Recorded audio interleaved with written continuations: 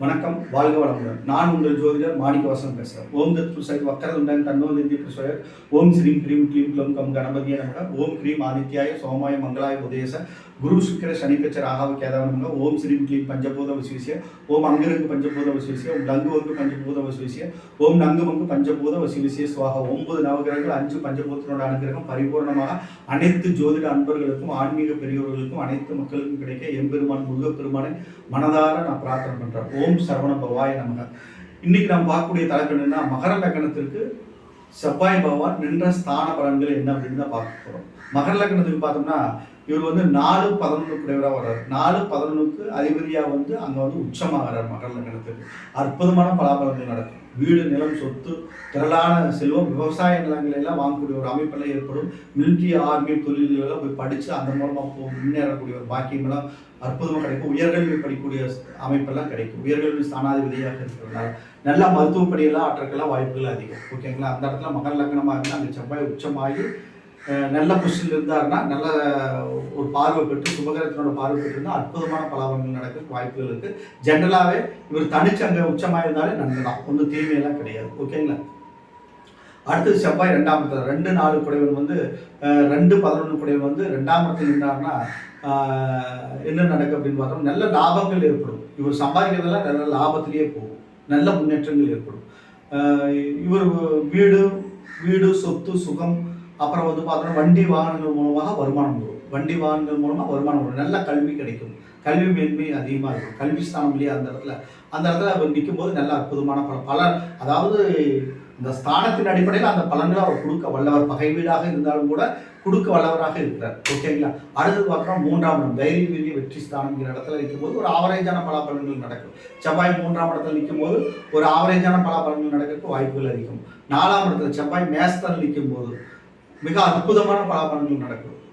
ஓகேங்களா? தாயார் மூலமாக நல்ல அனுகூலம் கிடைக்கிறது. தாயாரோட சொத்துக்கள் சேர்றது, தாயாருக்கு இவர் மூலமாக பணவரவு கிடைக்கிறது, நல்ல லாபங்கள் ஏற்படுறது, இது மாதிரி நடக்கும். நல்ல நற்பலன்கள் அருமையாக நடக்கும். ஓகேங்களா? 5ஆம் இடம் சுக்கிரனோட வீடு. அங்கே செவ்வாய் நிற்கும்போது 4-11 குடைவன் அங்கே 5ஆம் இடத்துல நிற்கும் போது பூர்வீ ஸ்தானம் பலப்படுது. அற்புதமான பலாபலங்கள் நடக்கும். பிள்ளைகள் வழியில் நல்ல மேன்மை ஏற்படும். ஓகேங்களா? அனுகூலமான பலாபலன்கள் தான் நடக்கும். ஓகேங்களா? அடுத்தது பார்த்தோம்னா 6ஆம் இடம் லக்னத்துக்கு 6ஆம் இடத்துல 4-11 குடைவன் 6ஆம் இடம் நிற்கிறது அந்த அளவுக்கு நல்லதில்லை. ஓகேங்களா? சத்துருக்கள் மூலமாக கடன் மூலமாக வீடு வாசல் எல்லாம் போய் கடனில் போய் மாட்டிக்கூடிய சுச்சுவேஷன் ஏற்படும். ஓகேங்களா? எந்த லாபங்களும் கிடைக்காது. கோர்ட்டு கேஸ் வில்லங்கம் ஏற்படும். உடல் உபாதைகள் உடல் பிடிகள் எல்லாம் ஏற்பட்டுரும். ஓகேங்களா? அதனால அந்த இடத்துல பார்க்கும்போது 6ஆம் இடம் போது அந்த அளவுக்கு நல்லா இல்லை. ஓகேங்களா? பார்த்துக்கணும்.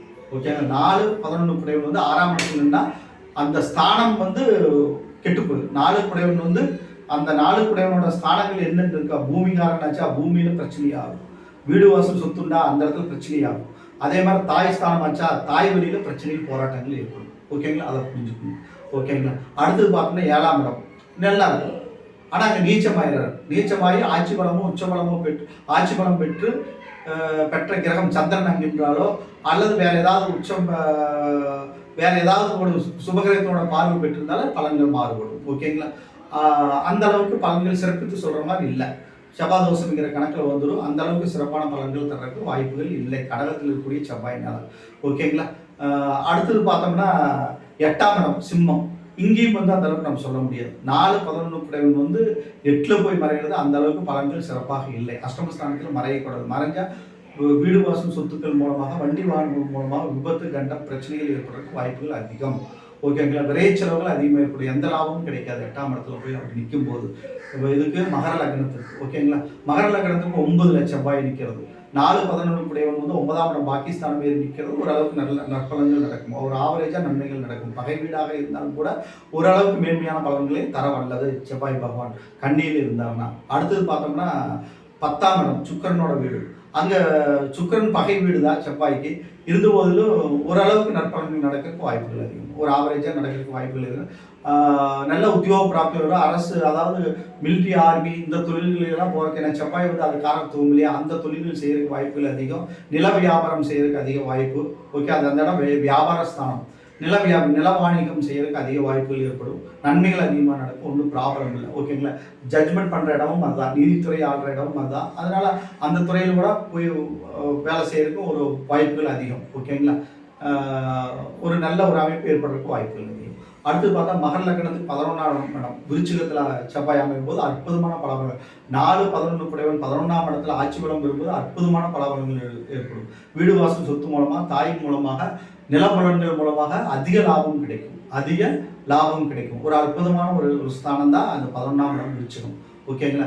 செவ்வாய் இருக்க வேண்டிய ஒரு ஸ்தானம் விருச்சிகத்தில் மகர லக்னத்துக்கு இருந்தால் ஒரு அற்புதமான பாதகஸ்தானமாக இருந்தாலும் கூட, மகர லக்னத்துக்கு அது பாதகஸ்தானமாக இருந்தாலும் கூட நன்மைகள் நடக்கிறதுக்கு அதிக வாய்ப்புகள் இருக்குது. ஓகேங்களா? பாதகாதிபதி பாதகஸ்தானம் நிற்கும் போது அந்த காரகத்துவங்களும் அந்த இடத்துலயே இருக்கும்போது அந்த அளவுக்கு கெடுபலன்கள் நடக்காது.